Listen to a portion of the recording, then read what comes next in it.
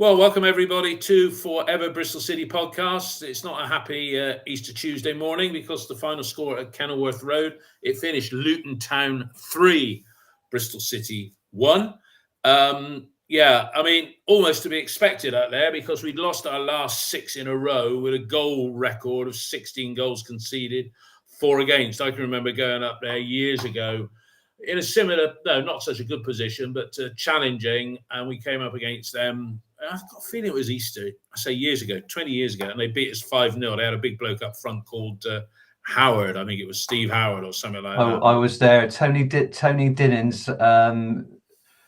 We just signed Tony Dinnan. I think he'd been on loan. He'd done really well. We signed him, and he was substituted early in the first half. Absolutely, and the rain. Oh dear, oh dear. One of the many, yeah. But so not a happy hunting ground. But the good news was that Coventry unexpectedly lost, one could say, at Plymouth 3-1.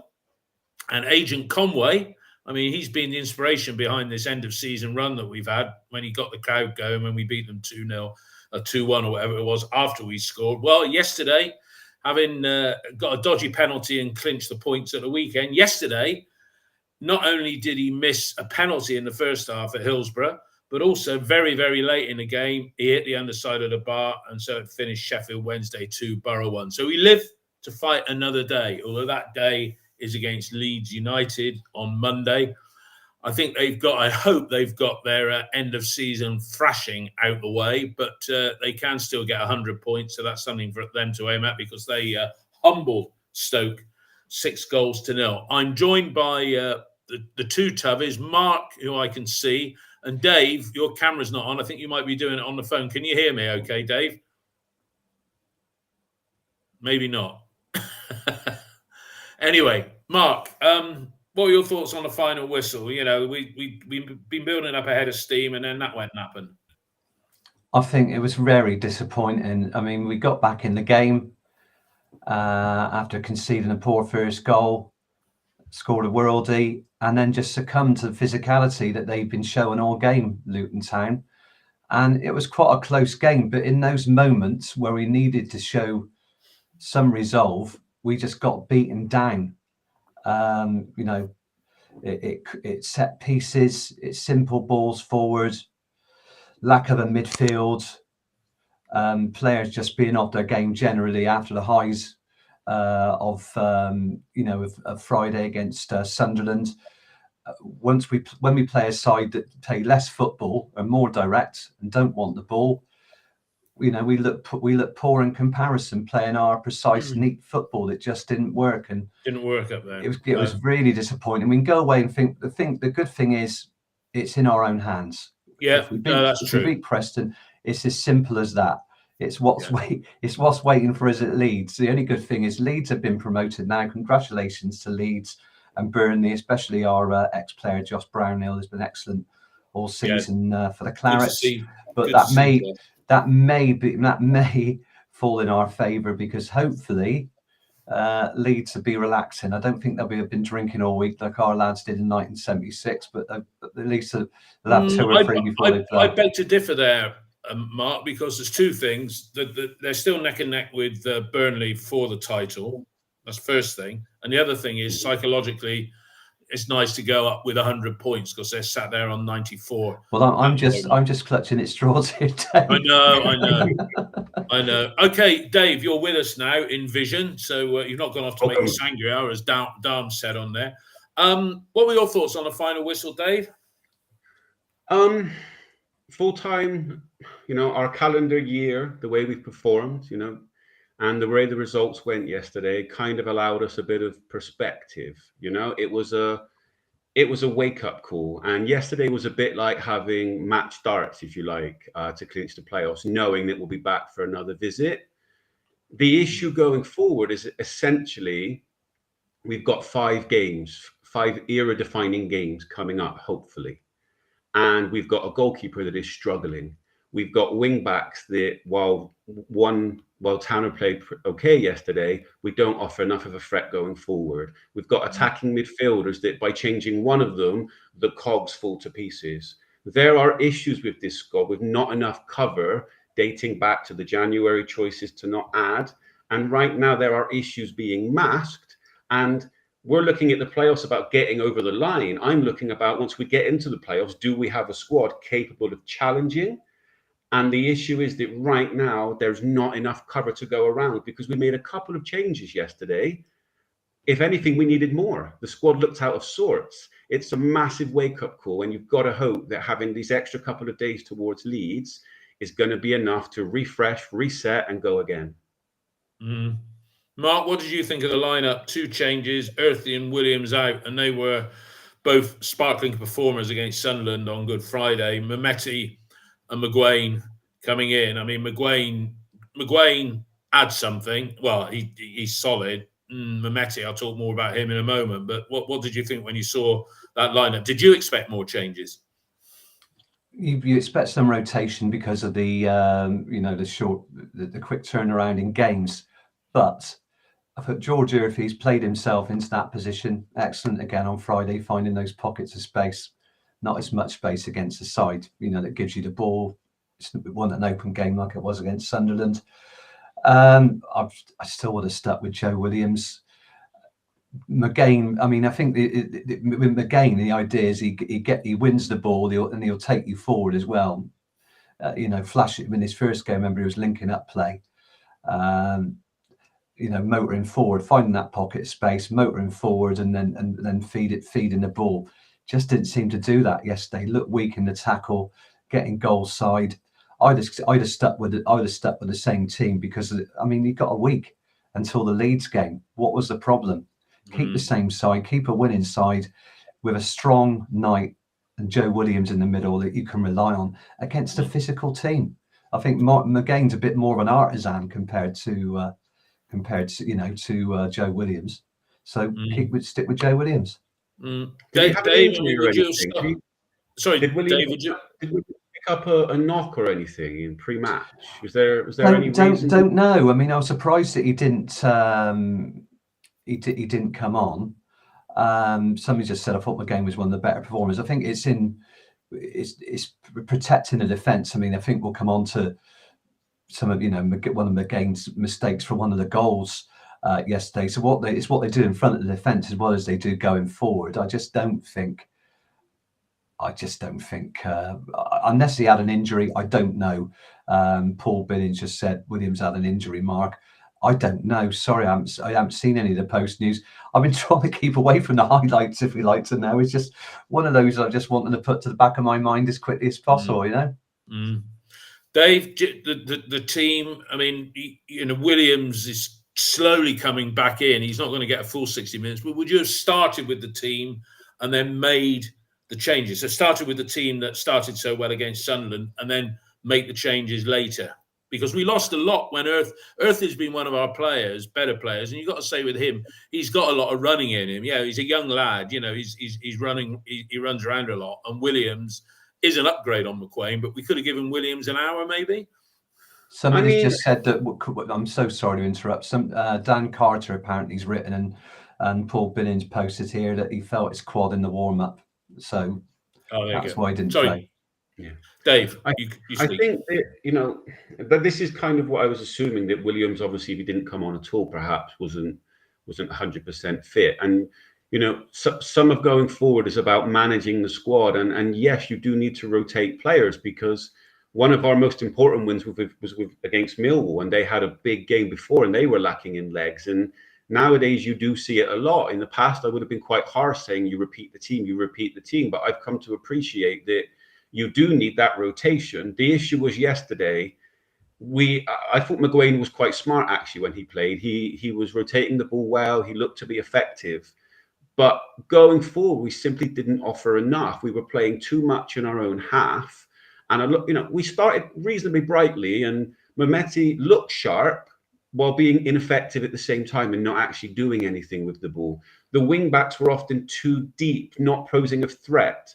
And in a way, it reminded me of Watford, when their player at the beginning was got subbed and McCory became more advanced.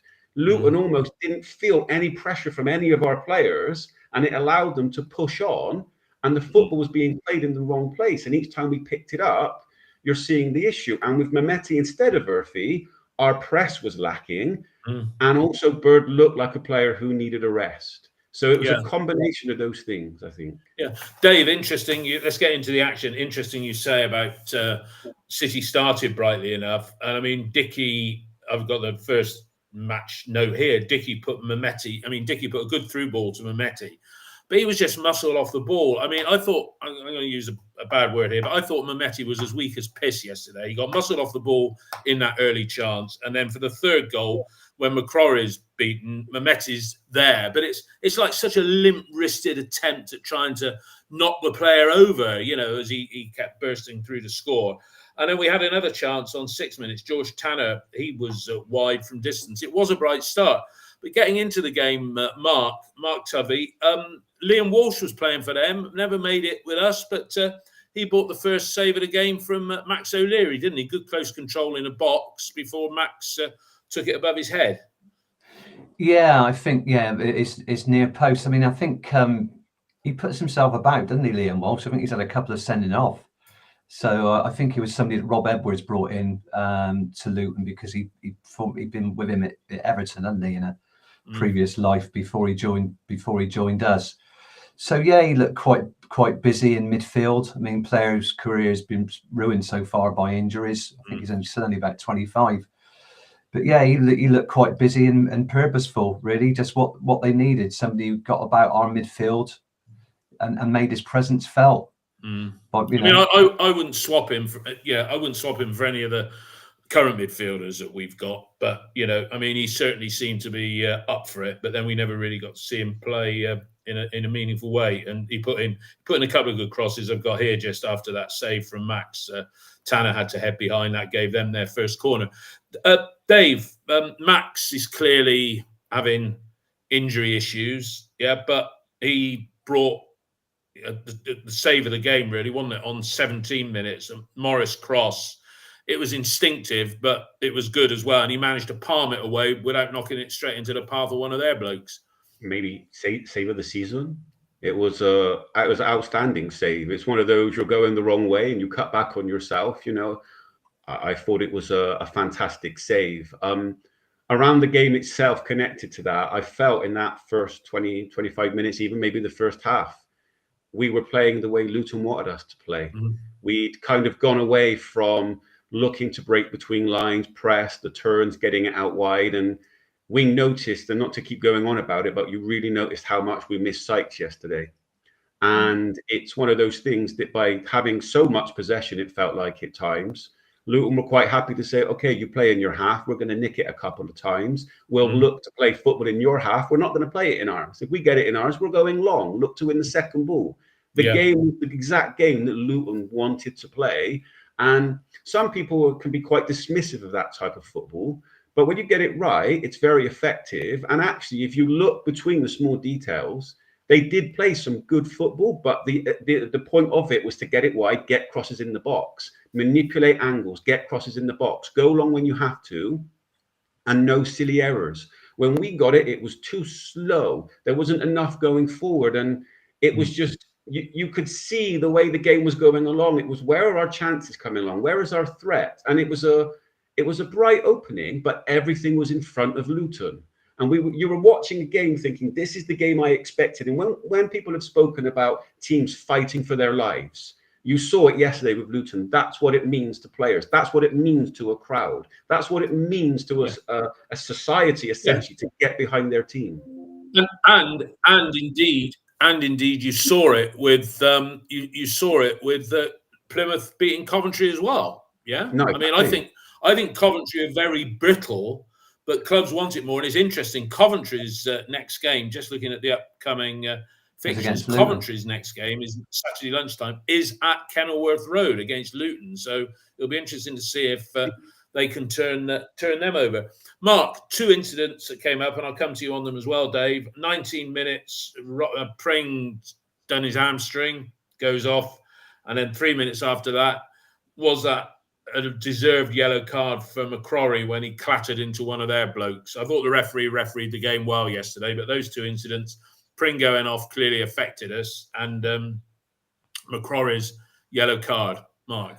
Yeah, the Pring hamstring I mentioned earlier, that when the commentator said his leg was strapped up anyway, and if he has done his hamstring, that's it, isn't it, for the season?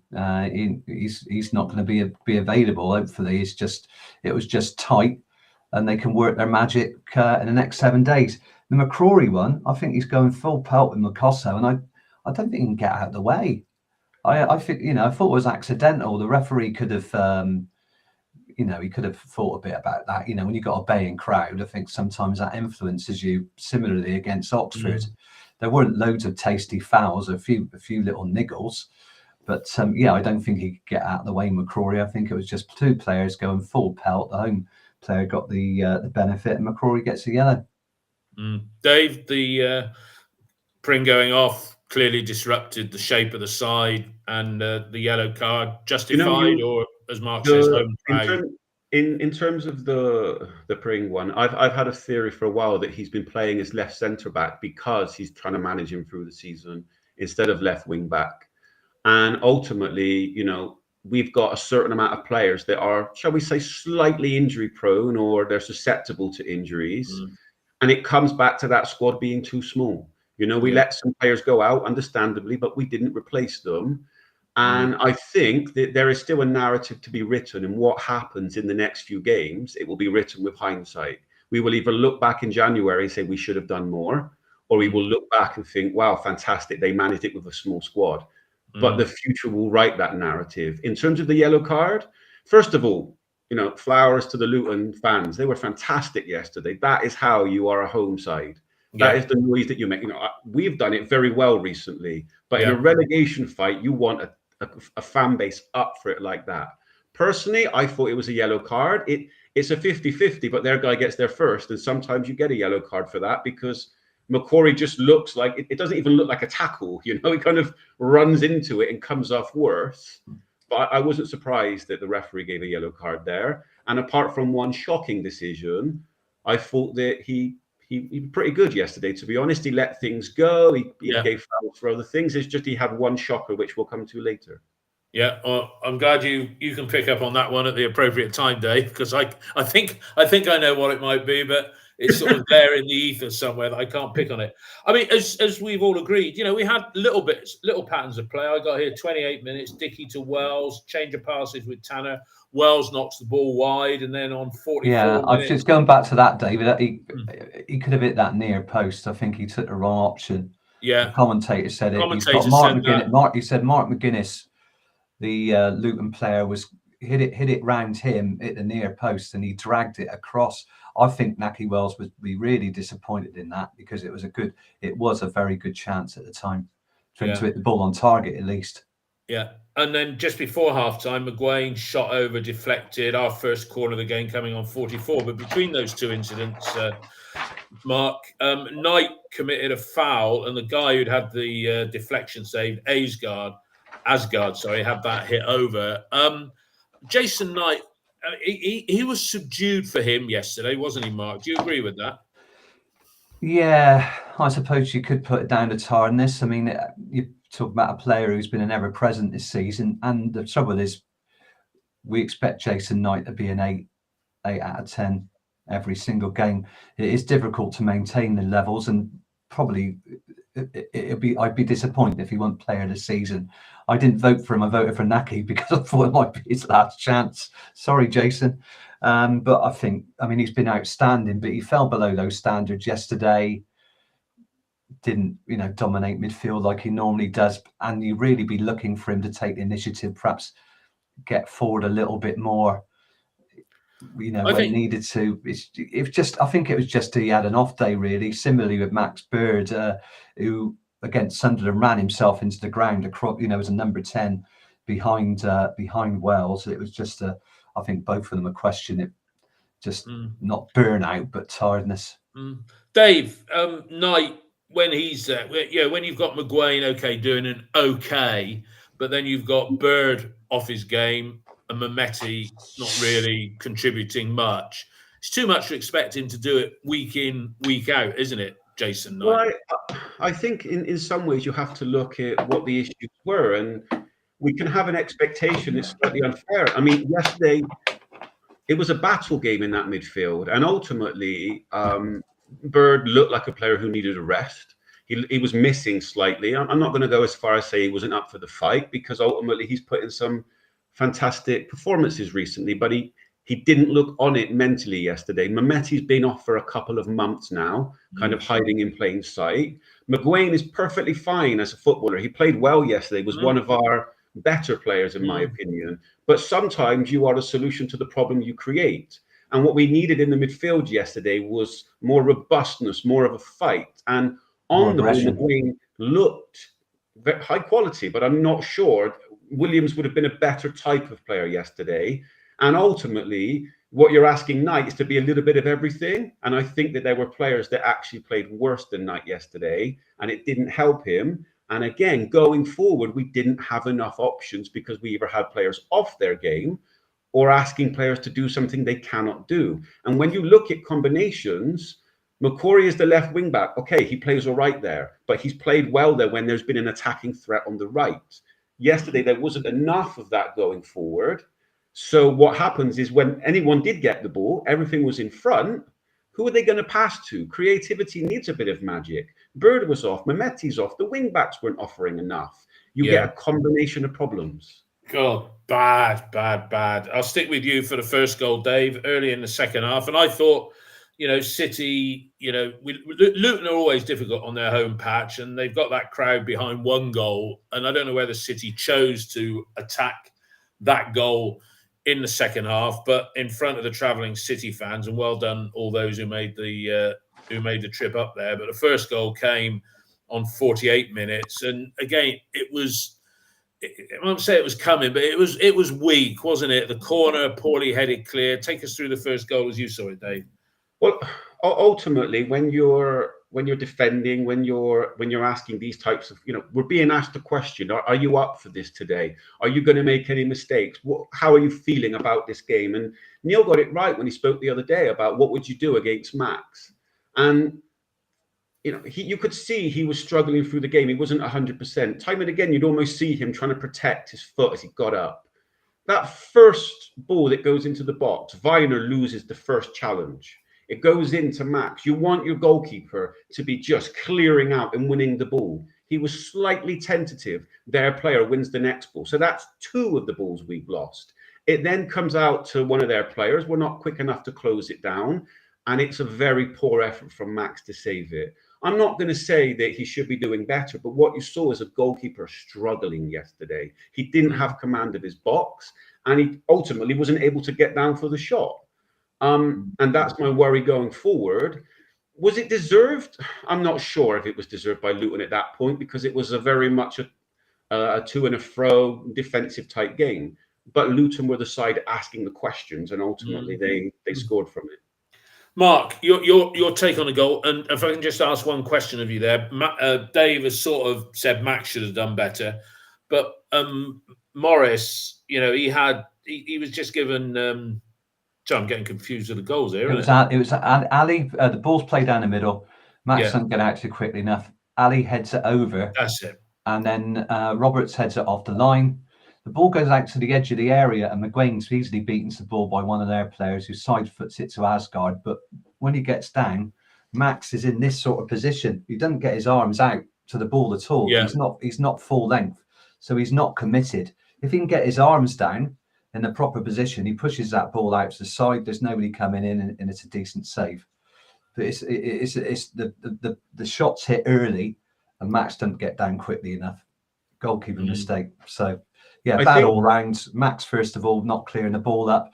And on the edge of the area, McGain's too weak because he's beaten to the ball easily. We should clear the ball out, or at least he should make a challenge and put the ball out for a throw-in. I think, sorry to interrupt, I think Darm One makes a very interesting point. He's put, we are 5th in the table. I've never known so much misery.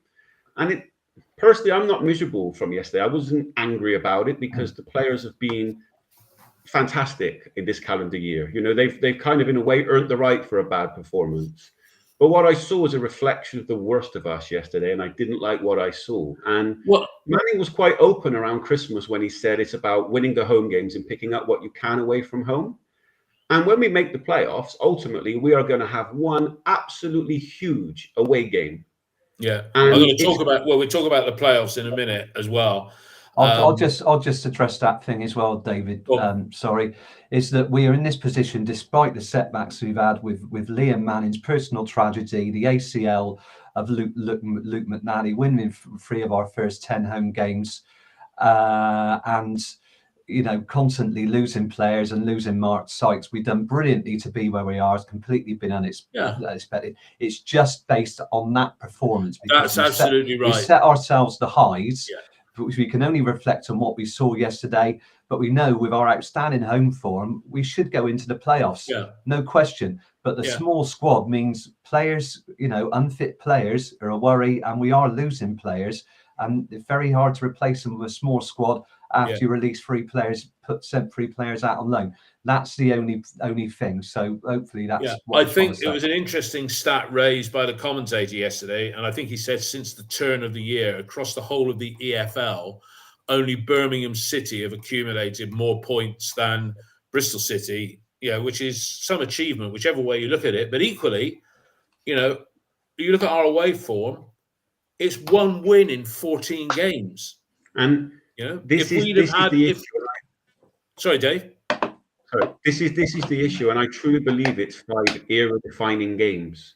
You go to the Premier League, you get those parachute payments as a worst-case scenario, and you've got something massive to build on. This is not a case of happy to be here, so positive about next season. Football changes fast. The super big fish come in for your best players. You grab it now. This is not some kind of, yay, we're in the playoffs. Yes, to a degree. I'll correct myself there. Yeah. It's a fantastic achievement. But now we're here more because you need it, because there's no guarantee of next season. And yesterday's performance cannot happen in that away game of the playoffs. Well, it did not. Absolutely. It did not augur well for the playoffs, right? And I'll be honest, if you look at the form of Sunderland, Sheffield United, either Middlesbrough or Coventry, and ourselves, I don't really fear any of those. But as I said to a Sunderland fan the other day, if we're playing them as it could well be in the playoffs, we do not want to be going to the Stadium of Light or Roker Park. No, it's not Roker Park. Sorry, Stadium of Light. That is Sunderland's ground. Roker Park was or Bramall Lane. We don't want to be going to Stadium of Light or Bramall Lane with only a 1-goal advantage, because away on a Tuesday night against either of those teams, it's going to be hell. And the other thing I've said in our favour is we've never lost at the Stadium. The other thing as well is the recovery period between the 2 games, because we've got a whole week to prepare for Leeds on Monday night. Yeah, somebody said it's a free hit. Let's play Bajic in goal. I wouldn't do that because goal difference could yet be crucial. Then we've got Preston at home, and then I think the first leg, if we're in the playoffs, is on the Thursday, and the second leg is on the Monday. So I think it's critical between the first and second leg, if we get there, who is fit to play, because we haven't got time to rest any knocks. And then between the second leg and the final, were we to be fortunate and get there, that's a good 10, 12 days, I think, or something like that. Enough time for some knocks to get cleared up. Let's get back into just one other thing to register. We can't play loan players. I think that it's the 30th of June registration, so we can't recall any of the players who are loaned out. We can't do it. So no Stokes, no Palmer Holden, no Knight the Bell. So just to cover that. David, before we go into the festival of misery from the next part of yesterday's game after Tanner's goal, can you imagine at Christmas if someone had said to you, we're going to lose the Luton game and we can afford to drop points in the Leeds game and still make the playoffs? Can you imagine that? Nobody would have believed you. No, that shows how truly fantastic they've been. And that's what I said I think I said in the Sunderland podcast, Tom Rawcliffe was at Senior Reds, and I had the good fortune. He's a nice chap, is Tom. Do a Q&A. I mean, from the board's perspective, whichever way you look at it, it's mission accomplished. We're in the playoffs at the business end of the season, yeah? But it's going to come back and bite us in the bottom, not so much the recruitment in the summer and the abject failure of Mayulu and Armstrong, but not doing anything in January because, because we overspent by getting in McNally and Twine. Let's get back into the action, though. 52 minutes. We're right back in it. You first, Dave, for the goal. What a cracker. He's got those in his locker, hasn't he, as Tanner? Well, it's like we're having a festival of incredible goals recently. You know, it's like everyone's trying to outdo each other who can score an amazing goal. It's like a game-by-game basis. What I found interesting about the goal was the fact that it was one of those few times where we had both McNally and Tanner high on the pitch. It's McCrory, I believe, that puts the first cross in. Yes. And Tanner's got himself forward. And he was actually one of our better players yesterday, I felt. It's not enough from a wing back, but actually he was one of our better players. I agree. And it's one of those that he doesn't score very often, but when he does score, he likes to pick them out, you know? What an incredible volley. And I find myself every game recently going, wow, what a goal. Wow, what a goal. And whoever is training our defensive players on the act of scoring goals, I would say they deserve a pay rise. Yeah. Yeah, cracking goal, Mark, wasn't it? Yeah, it's really weird because it's not a great cross by McCrory from the left because it's straight to Mengi. But Mengi, instead of ending the ball out sideways, I think, you know, you don't head the ball forward if you're a defender because you're heading it straight back to the attacking side. And Tanner just takes it on a volley, first time, bang, completely unexpected to get back in the game, you know, so soon after going a goal behind. But it's not even a great cross from McCrory because it goes straight to Mengi. Mengi heads it straight to Tanner, so Mengi gets the assist and Tanner gets a worldie. So there you go, 1-1, and we're back in the game.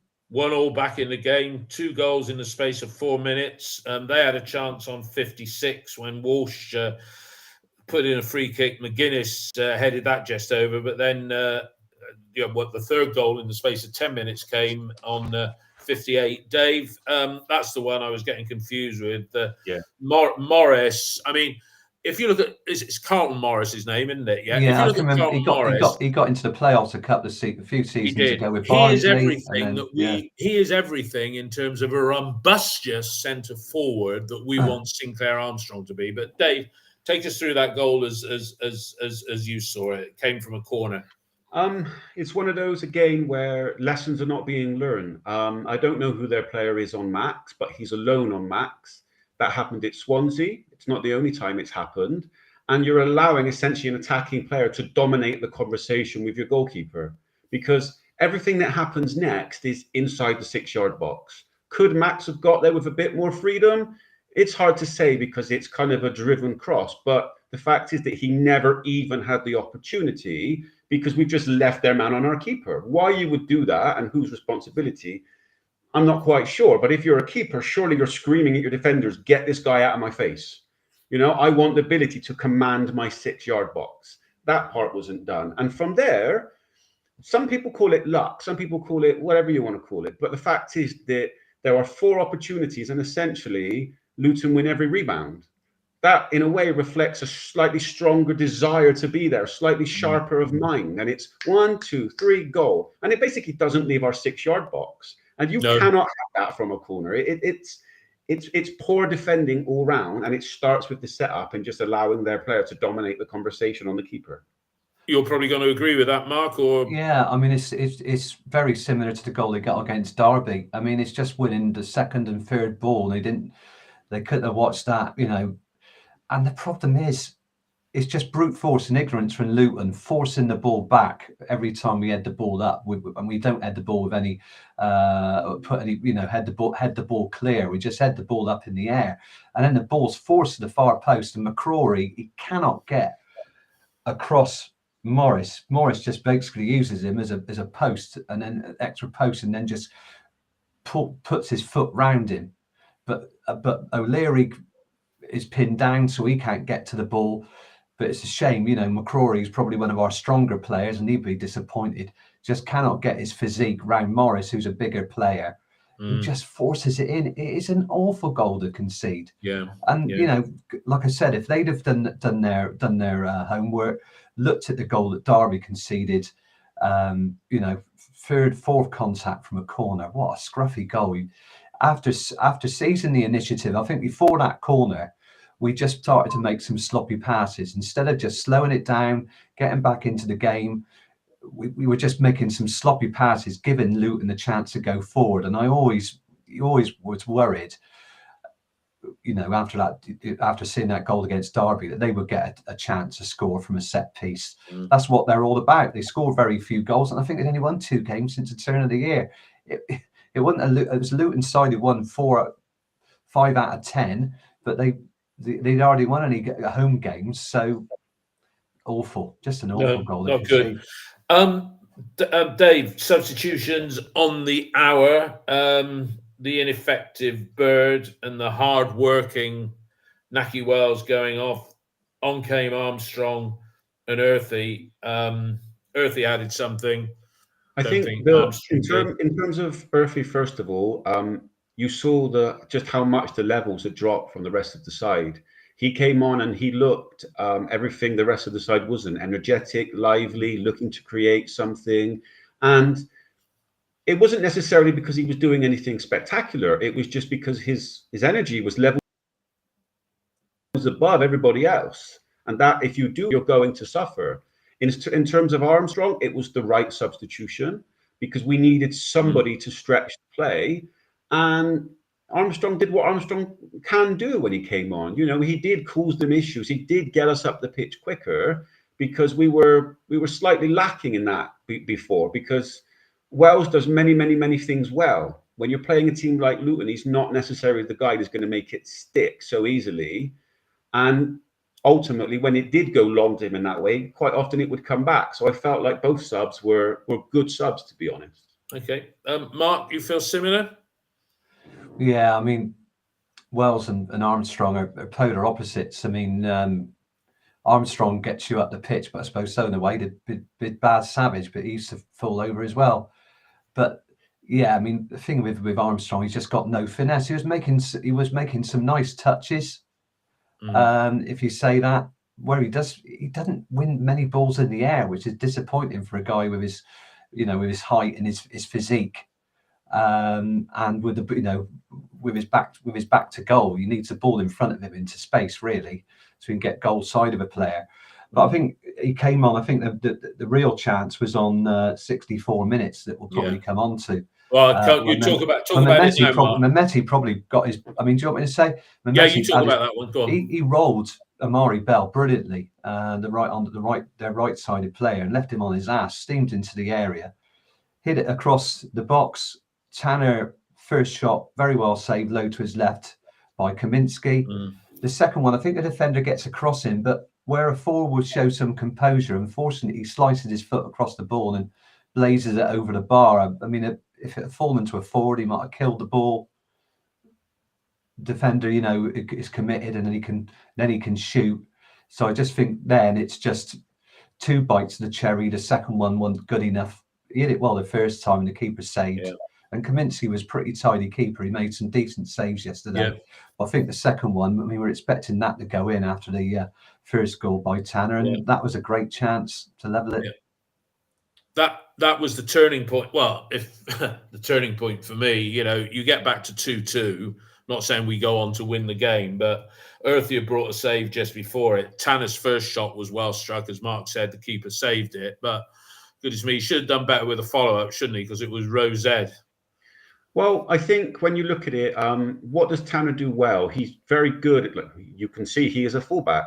He supports play very well. He gets himself in that kind of position. He's not going to be a guy that's going to necessarily skin you down the outside and put a cross in, but he is a guy that's there supporting play, backing up, and he understands positions. Unfortunately, it's the kind of finish that a fullback does make more often than not. And while we've had a bit of festival of wonder goals and crucial goals from our defence, that was kind of a back down to earth of what you would expect from a defender in a higher position. And in terms of the wing back roles, it was like a sliding doors moment in the game, because a few minutes later we go straight into their goal that's created from a wing back getting the ball, doing a 1-2, through in on goal. And it shows you what wing backs can do. And if ours aren't producing that, you kind of need yours to be taking that kind of chance. And he just, I don't know, he lost all sense of composure with the second chance, really. Stick with you then, Dave, for their third goal, which was game over then from our perspective. poor. It just showed the power and the ineptness of everybody having an off day. As I say, McCrory beaten by Jones, Mehmeti sort of limp-wristed, hanging around on the periphery, not getting involved. Am I being harsh on Mehmeti there? Well, and McCrory for that matter, not stopping the bloke. Mehmeti's action, are you surprised? Not really.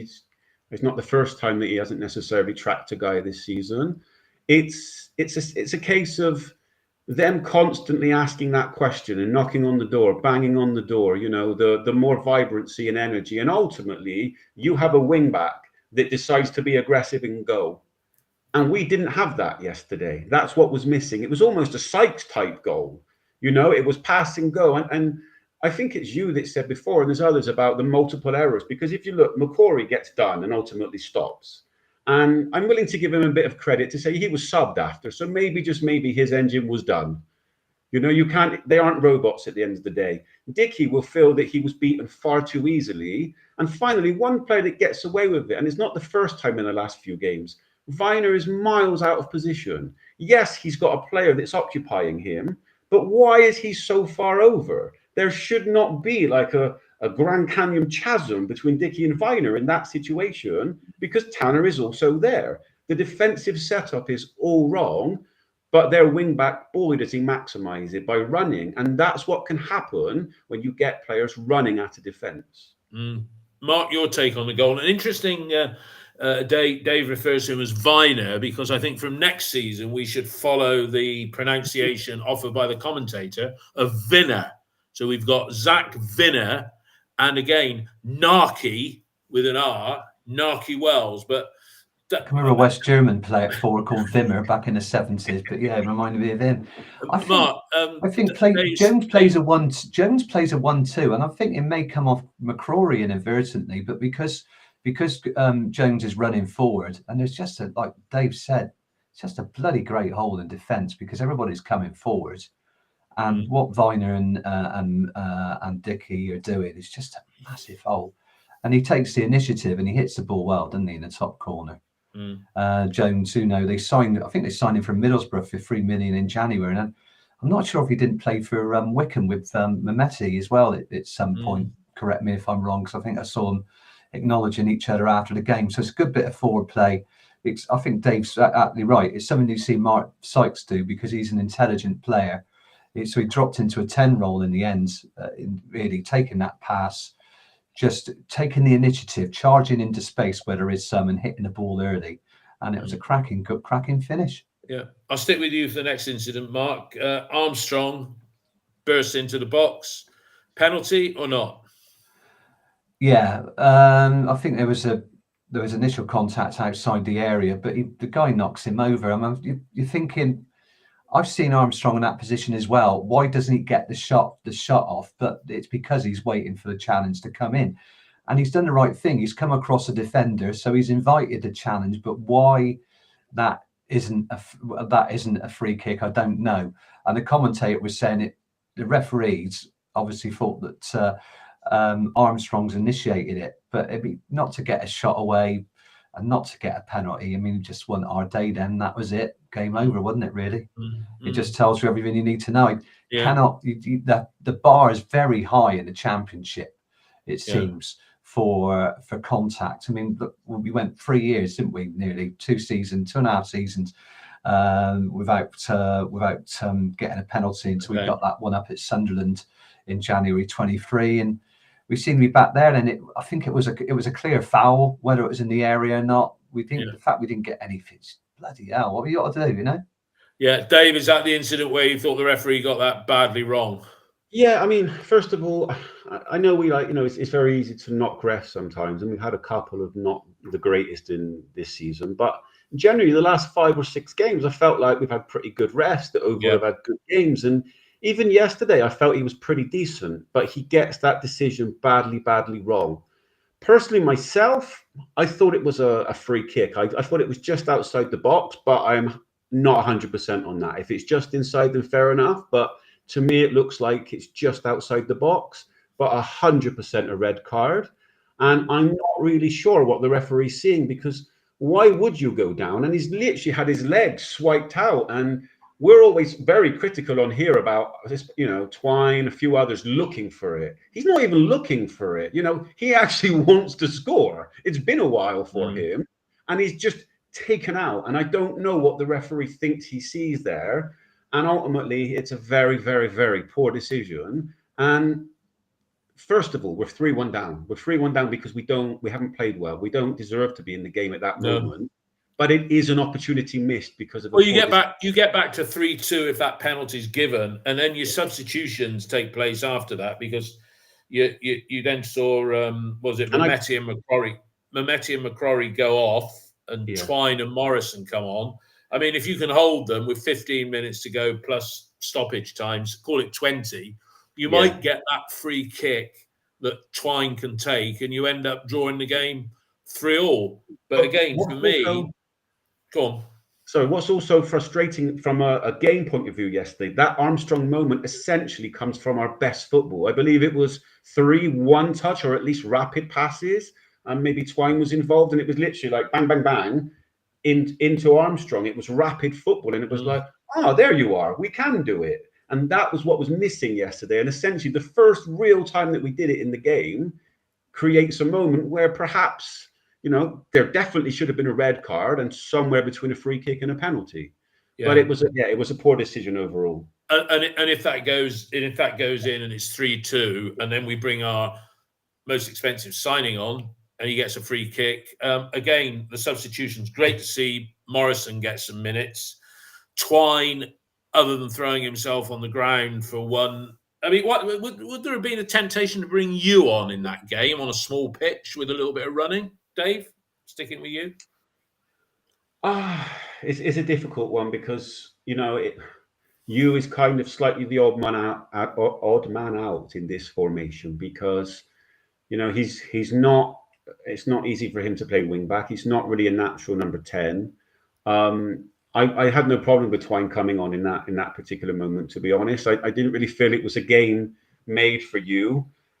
Because ultimately you're giving up too much in a defensive way, and that's the issue we've got. Tanner doesn't necessarily offer enough going forward. You doesn't offer enough defensively. So quite how you come to that a solution here, we will see. Mark, what were your thoughts on the closing stages of the game and Twine? Yeah, what did you think of his little cameo?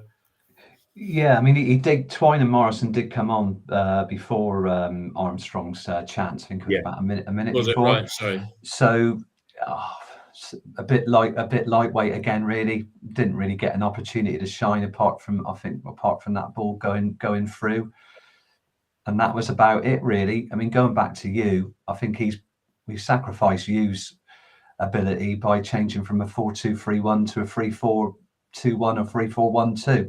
He's more of a flyer in that 3. He can operate as a number 10 when he came on against Sunderland, but that was against a team with 10 men. And I think we made some formational changes to accommodate him before, but that's the problem. We've really sacrificed you on the change in formation. So his defensive capabilities aren't suited to a wing back. I mean, we did play George Murphy at wing back against Norwich earlier in the season and won, but that was when we were stretched to the limit. So we play him there if we had no other choice. But yeah, I think he does offer you something. He's a bit like an Eliasson. He will try and get the ball wide. He will try and make things happen. He's a bit of a live wire. He could have brought him on. I think he would have done more in Mehmeti than probably in 10 minutes in Mehmeti did in the entire game. I thought it was very telling yesterday that Morrison came on. I would not be surprised if Morrison starts at left wing back against Leeds and McCoy is on the right, because you just need to offer a bit more going forward. And maybe you'll have Tanner as the right centre back and either Viner as the left centre back or Roberts. But him coming on yesterday suggests to me that maybe there is a bit of a part to play going forward. And it wouldn't surprise me if he starts for Leeds at all. I thought he put himself about Morrison. You know, he was eager. Sometimes he got beaten to balls. You know, players put their bodies across it, but he gave his all in that cameo. I mean, Tom mentioned this, didn't he? Tom Sutton a a few months ago, the only academy appearances we had this season were 22 minutes from the bench. The 22 minutes plus whatever Morrison got yesterday. And I think that's been a disappointment. But he is the future of the club, isn't he? And he's a player that I believe can play in the Championship. All right. Let's look at if we look at the table as it stands today, we're on 67 points, Coventry on 66, Borough on 63, and I'll include Millwall on 63 as well. So if we look at next Saturday's game, Millwall on 63. Yeah. Millwall on 63. What are Blackburn on? I'm not interested in them, but I'll have a quick look. Blackburn, they're on 62, so we can forget Blackburn. All right. Not necessarily, but there you go. Right. So next weekend, and we will go into the game against Leeds as the last game of match day 45. So we'll know what the league table looks like. So Luton and Coventry, I put my money on Luton to win that if they play like they did against us, and Coventry are as inept as we were. Middlesbrough, Norwich. Middlesbrough are going to win that because Norwich are on the beach already. I think they lost 3-5 at home on Good Friday. Millwall, Swansea. Swansea have won 5 in a row now. That's not going to be easy. That's not going to be easy for. That's not going to be easy for Millwall at home to Swansea. So if you look at the league table, by the time we kick off at Ellen Road on Monday, Coventry. If I say let's say they draw, Coventry are going to be level in points. If Coventry draw at Luton, Coventry will be level with points on us on 67, but we'll still be in 5th on a better goal difference. Middlesbrough, if they win, they'll be on 66, so they'll still be outside of the playoffs. And if Millwall win, they'll be on 66, right? Then we go into the last set of fixtures of the season, and Coventry, Middlesbrough is going to be so pivotal on that. Yeah, I'm assuming that we lose at Leeds. Yeah, Borough, Coventry on the last day. It's feasible that if we beat Preston, we're there. But results could go kindly for us, couldn't they? And we might even get away with a draw. What do you guys think? You first, Dave. First of all, you can't rule out Blackburn yet. They can 2 wins, 6 points. They go to 68. They become part of our conversation. First point, we will find out a lot more. Ultimately, look what happened yesterday. All of the teams around us essentially either lost or Meal will become part of the conversation because teams didn't pick up points as you would expect. Somehow we lost yesterday and we are probably 1 game less, so in a better position. Fact number 1, we pick up 3 points, we're in the playoffs, that's it. After that, with 1 point, etc., it becomes looking at other sides. Obviously, it goes without saying, we will know where we stand on Monday. It wouldn't surprise me if we are already in, but you can't rule out Millwall and Blackburn. They have become the wild cards almost. It could sneak in. All right, but if you look at their 2 final fixtures, Dave, this is interesting. This is the fixtures on lunchtime on Saturday, the 3rd of May. Excuse me. Millwall are at Burnley. Yeah. And Blackburn are at Sheffield United. Now, you make good points there. So if Burnley are going for the title, they may well play a strong side. Put it this way. If we are already in the playoffs against Leeds, and we've already got there, I expect us to rest everybody. And in the next game of this season, I wouldn't want, against Preston, if we're in, rest people. And you have to assume that Sheffield United are going to take that mentality so they go into the playoff because they've earned that right to be fully functioning, just like Sunderland are doing, as we heard. So when you look at Sheffield United, sure. But all I can say is if we're already in the playoffs against Leeds, don't play anybody. It's done, So do you not think, though, psychologically that Liam and Chris Hogg will have a preference between Sunderland and Sheffield United as to who to play? They might. Personally, I would say no. You play who's in front of you and you beat who you need to. And we are not in a position to be, I would say, that generous, that have that luxury. Our squad is teetering. We cannot afford more injuries. If we are over the line, embrace that fact and just have a self-belief that you will beat whoever's in front of you. Because of Sheffield United and Sunderland, I think we can beat both over 2 legs because anything can happen in the Championship playoffs. Of course, no, we know that. We let's know go that. back. And Let's there's go nothing- back to the permutations. I think Yeah. the only way we can get in be automatically in the playoffs on Saturday. Correct me if I'm wrong. Is if Coventry and Borough lose and Blackburn and Millwall fail to win. Yeah, Right. which is a lot. So that's 4 results. You've got to go. You've got to go your way. Personally, I don't know really. We won't know what the Sunderland second game was like because they playing against 10 men. A game plan goes out the window. Against there, we probably should have closed the game out in a close game and won 1-0. We scored from that corner from McNally, and I think we should have closed the game out against Sheffield United. Unlucky to lose the first game, and we should have won the second game. We should have done that in the first half with Armstrong's header and the fact that we had some presentable chances. Wilder knew that he got away with one then, and we needed a goal in injury time. A great goal from Mark Sykes. So I think we got a chance against both those sides, but we got to do it first. And I think we will need to get at least a point against Preston. I can't see us getting those 4 results on Saturday, but we need to put up a good performance against Leeds because, I mean, it could come down to getting 68 points, and you don't want a bad goal difference, do you? No, and I think Craig Leadman makes a point here. He said Leeds is Brighton all over again, ruin the party, win 1-0. I wish, I'd love it. It's not impossible because, as we said, I'll give them a guard of honour and just lower their guard. Give them plate of sandwiches, I mean, look, a few bottles of key thing champagne. here's an interesting one, just for it's pure speculation. If we get there, Dave? Do you really trust our recruitment department to go out and spend money wisely in the summer? Do you think we're geared up? Do you think we've got enough nous to effectively make decent acquisitions? And I'm not saying break the bank, but what do you think?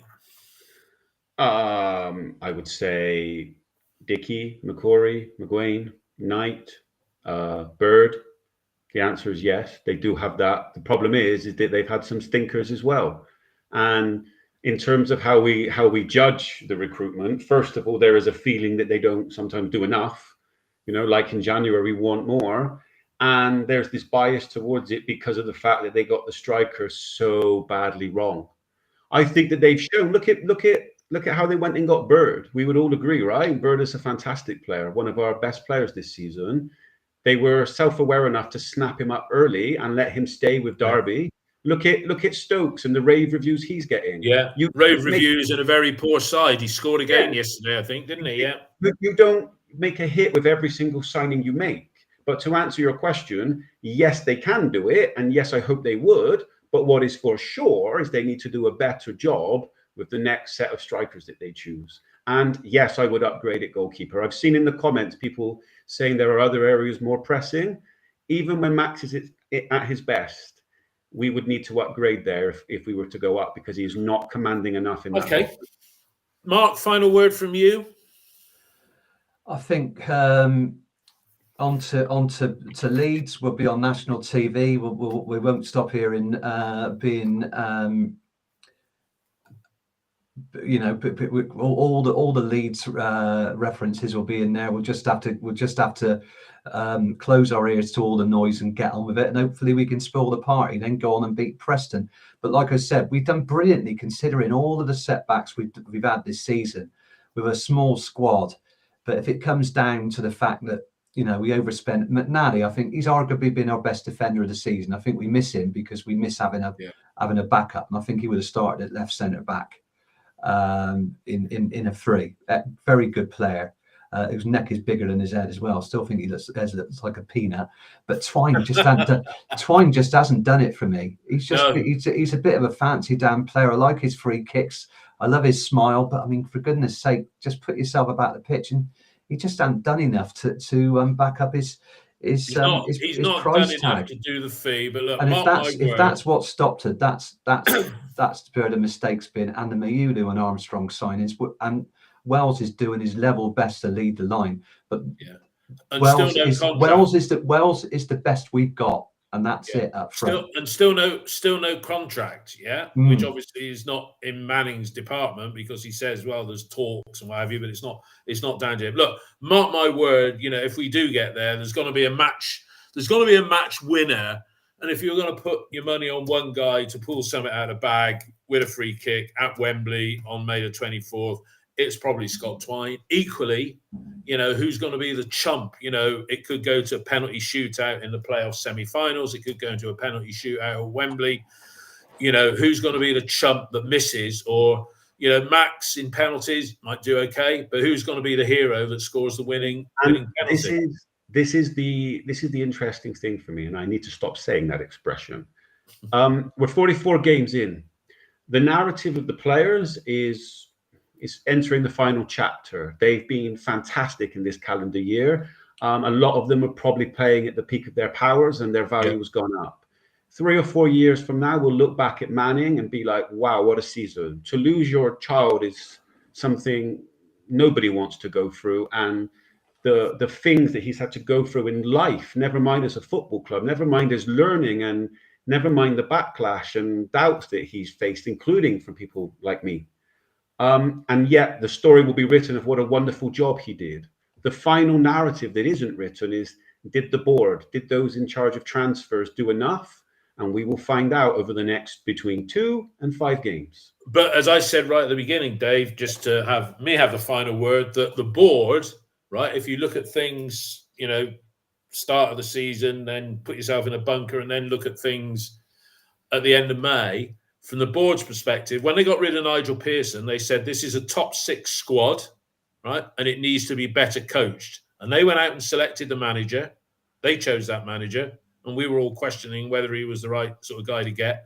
If you look at the team that started on Saturday, 9 of them,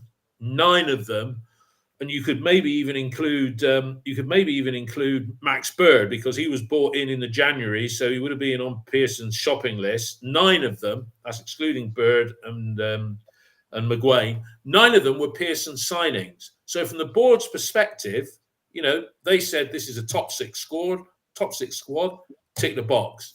They need to be better coached. They are. We play with a method and a purpose, not to everybody's liking, but we do. Yeah.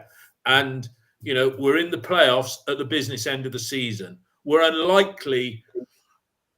We shouldn't fail to get to the playoffs now. So, we're actually in the playoffs. Never mind being in and amongst it. We're in it. And well, I think Preston have been on the beach for the last month, haven't they? I would say 90% of City fans would have said, if we finish 7th this season, that would have been a step forward and satisfied everybody's aspirations. We're there, and we're there on merit. One more thing. 2008, we got to the playoffs. The future was so bright. It was, wow, look, this is a makings of something. Yeah. You don't always get playoff opportunities. It takes a lot of work in the Championship to get there. Well, Barnsley were relegated the following season, weren't they? I think when they yes, they were, Mark. Absolutely right. It is era defining. This is right. Era defining. Because after 2008, it was a steady decline, leading to Gary Johnson's demise, because we just. Well, we were in the top 6. We were 11 games to go, and then we only won one of our last. Next season might be wonderful, and we might build on it. But there's no guarantee of that, because the big fish coming. Yeah, you don't get. Unlike Alan Dix, you don't get a chance to grow a squad now. You get one win. You get one season, maybe 2 if you're lucky, and your stars like Max Bird, Jason Knight, especially Jason Knight in a midfield with his tenacity and his energy. Strong Championship sides and teams going up might snap your hand off for him and expect bids. It's just the way of the world. It's very sad, but that's it. That team can do it. That team can get promotion. Yeah. Okay, guys, thanks for your contribution. Thanks for everybody who's listened on what is a working day, and the kids are back to school today as well, I think. We'll be doing our review of the Leeds United game, same time next Tuesday, so that'll be 9 o'clock, and then Preston being 12:30 Saturday lunchtime. We'll probably do the Preston game Saturday at 6. I'll just wait and check on everybody's availability for that. But 2 games to go. We're still 5th. We're going to be there. I'm looking forward to the playoffs, to be perfectly honest. I think we should do it. But it's Bristol City, and you never know. But everybody who's listened today, thanks a lot for listening. I hope you enjoyed it as much as